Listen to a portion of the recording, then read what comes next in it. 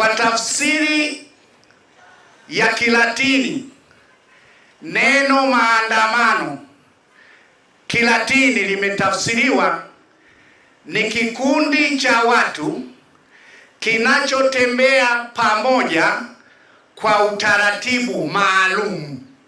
Ndo tafsiri ya maandamano Kilatini, wakiwa na ajenda maalum, wakiwa na njia walizoeleza wenyewe. Sasa Mheshimiwa Waziri Mkuu, tarehe 29 kulikuwa na vurugu. Vurugu hizo umeziona. Umeenda kukagua kituo cha polisi kilichochomwa moto, umeenda kukagua mahakama iliyochomwa moto, umeenda kukagua kituo cha mafuta cha Total Energy kilichochomwa moto. Kulikuwa na supermarket, wameiba soda, wamekunywa soda, wamekula biskuti, wamejiwekea mafuta, wametoa sefu ya hela, wamechukua mafuta wakajiwekea. Kwa hiyo tafsiri ya maandamano hapo iko wapi?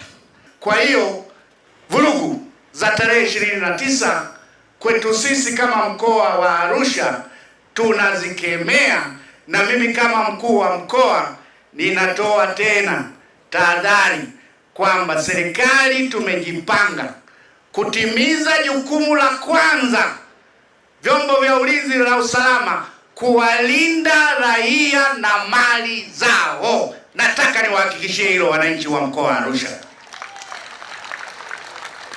Hatutotaka tena vurugu hizo za tarehe 29 zitokee tena katika mkoa wetu wa Arusha.